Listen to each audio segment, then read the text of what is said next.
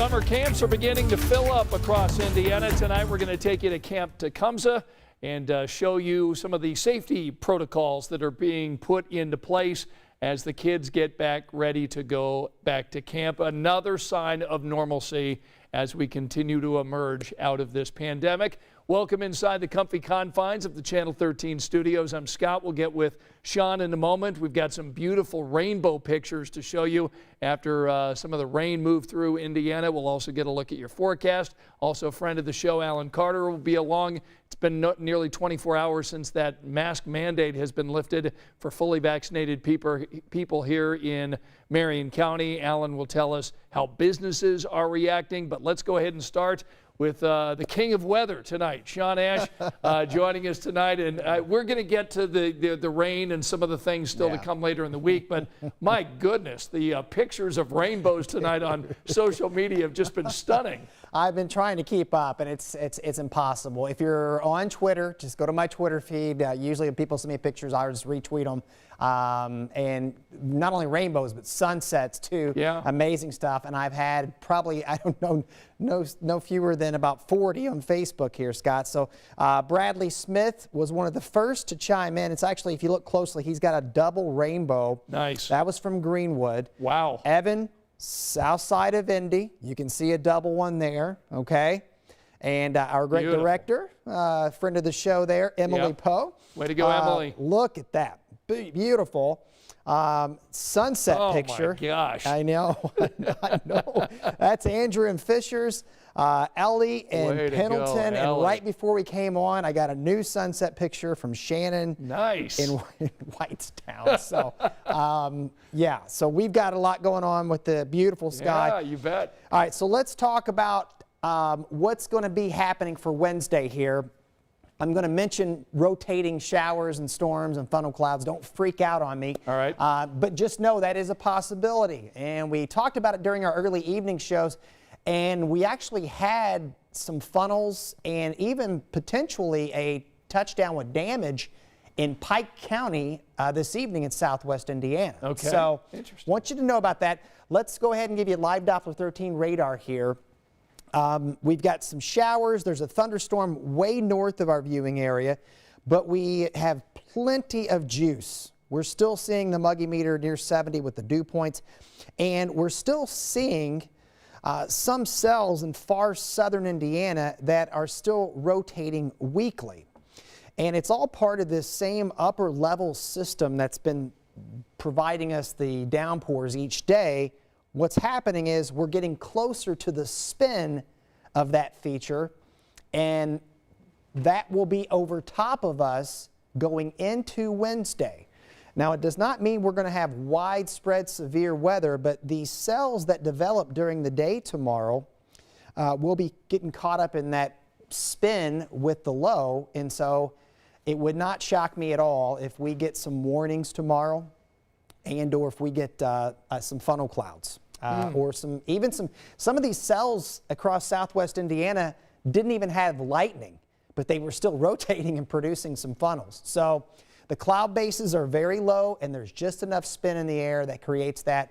Once we get through Thursday, we'll start to brighten up each day going into what should be a warmer weekend. But we do want our folks to be weather aware tomorrow. You know, again, not a given, but it is certainly a possibility. All right, a lot of Facebook friends checking in tonight on this Tuesday night. Glenn is with us. Mike saying hi, Scott and Sean. Let's see, Dan is with us tonight. Kelly, Liz back with us tonight. Liz, we haven't seen Liz in a while, but good to have you back. Donna saying beautiful pictures. Pamela saying, hey, Sean. Zach is with us. Janice is with us. Steve and let's see, and Wes with us tonight, and also Randy. Let us know where you're watching. Facebook Live will give you a shout out over the next few minutes. All right, Sean, we're going to let you go at least for a little bit, and then we're going to get back with you in a moment. But let's bring in Alan Carter tonight, who's been working on our big story that you're going to see coming up on 13 News at 11. Alan, it's been almost 24 hours since Marion County lifted that mask mandate for fully vaccinated people. How are things going here 24 hours later? Well, I spent my day kind of focusing on with business owners today, and you know, they say it's a little bit of an adjustment. not necessarily in a bad way, but I talked to one business owner, right, who went into work today. He's been going into work every single day with a mask on his face. And he said it just felt weird walking in today, knowing that he didn't necessarily have to do that. This was at Chili Water Brewing. So that's a restaurant. So for the most part, all of his customers were sitting there. They did not have masks. His employees still did. But I also talked to another business owner, though, who she owns a salon. She's keeping her mask mandate in place just because they work so close to people. And she doesn't want to ask people really like, hey, what's your vaccination status for people walking in the door? Doesn't even want to ask that question of her employees. So she says right now it's just better just to not ask those questions and to keep the mask mandate in place for her business. Just out of just curious here, the business owners that you talk to, do they tell you whether they themselves have been vaccinated? Yeah, it's weird. It's weird because you kind of have to fill that out as you're asking questions, right? It's like, okay, right. Is that going to be an awkward thing to ask someone? Right. I did get that out of one person who told me that, yes, he was vaccinated, but I didn't get that from the other person. So I can't say with 100% certainty that everyone I talked to was vaccinated.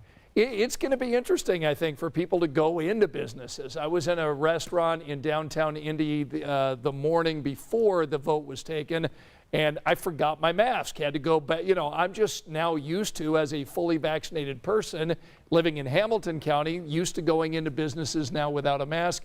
So I'd forgotten that here in Marion County, at least up until last night, that you did have to wear a mask. So I think it's one of those deals where having a mask in your pocket or in your purse is probably something that you need to do just because you don't know exactly how different businesses are going to roll with it, right? Exactly. And I'm in that same dilemma because I'm on the opposite side. I'm in Hendricks County, right? And yeah, you have to think about like, okay, which county am I in? Which business is this in that I'm going to? That what's their mask policy? You're looking at every sign on the door before you walk in to make sure that, are you supposed to wear a mask or are you not? Right. And like you said, it is smart just to keep one on you because there's going to be a lot of places that don't necessarily require you to have a mask, but you never know, some places are still going to have that as their own personal policy. And I think you want to be respectful of that for each business that you go into. Yeah, you bet. All right, Alan, we know you're still editing and working on your story. We'll be watching for you tonight as our big show coverage continues with the mask mandate now 24 hours old here in Marion County. We'll find out more about what Alan discovered tonight as he went out. Thanks so much for joining us, Alan. No problem. All right, there's Alan Carter. Be with us tonight on 13 News at 11. Let's bring Sean back in and talk about summer camp. So you've got 3 kids. Have your kids yet experienced the overnight summer camp yet? Not yet. Okay. Not yet. Oldest wants to. Right. Thinking maybe next year. Okay. Next summer. Right now we're doing the day camps. There you go. And that's been interesting this week. So you're always making that adjustment. You know what I mean? So, but you got to keep them busy. Right. That's for sure. Yes. And parents, I think, are excited about camps reopening because, of course, during the pandemic, a lot of the camps closed and they kids couldn't do that, and that was difficult not only for the kids but also for the parents. But our Dustin Grove went up to Camp Tecumseh today, which is north of Lafayette, to find out some safety protocols that they are implementing as they get thousands of children back inside summer camp. Here's that story. Here we go. All right, go for it. On the perfect day for it, counselors hit the water and flew through the sky, training for what will be a busy summer at Camp Tecumseh. And after COVID canceled it all last year, they couldn't be more excited. I'm just ready to go, super hyped. There have been a lot of plans and changes to plans and changes to the plans. Changes to make sure they're following safety and health guidelines for the 6,000 campers who will fill these cabins over the next few months, along with nearly 200 counselors from across the country. We said, how can we make sure that really the essence of camp is coming through while still keeping the campers safe and the staff safe? They've upgraded ventilation systems in every cabin. Mealtimes will be staggered in the dining hall, masks required when inside, and campers will stay in small groups throughout the week to limit exposure and contact tracing. Another change this year, hand washing stations outside throughout the camp, including this one made from a canoe with a foot pedal. And obviously housekeeping has been a major part of this, and making sure that we can do more cleaning and sanitizing and prepping for the campers. A major undertaking to bring back a summer tradition after a year like no other. I think this is a really great year to rebound from that and truly show that meaning of camp and that culture and kind of bring everyone back together and get Camp Tecumseh back to where it needs to be. It was just such a refreshing story just to see the beautiful outdoors there at Camp Tecumseh, and thinking about those 6,000 kids that are going to be heading out. Yeah, and all those parents, you know, I mean, excited for their kids to experience camp and all the wonderful things that come with it. Yeah, you know, it's just one of those other steps, getting back to the flow of everything here. So great to see. Great job, Dustin, and the canoe with the. Isn't that awesome? Sweet. Washing your hands with the canoe. I thought that was pretty cool. All right, just Liz saying that was beautiful, so she was happy with that story tonight.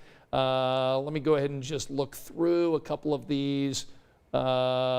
Jesse says, love it. People say my name with excitement. So, Jesse, we are saying your name with excitement tonight. We've had some folks from out of state joining us tonight. Yeah. Well, Pamela has just returned from North Carolina. So we've had some people who have been on vacation.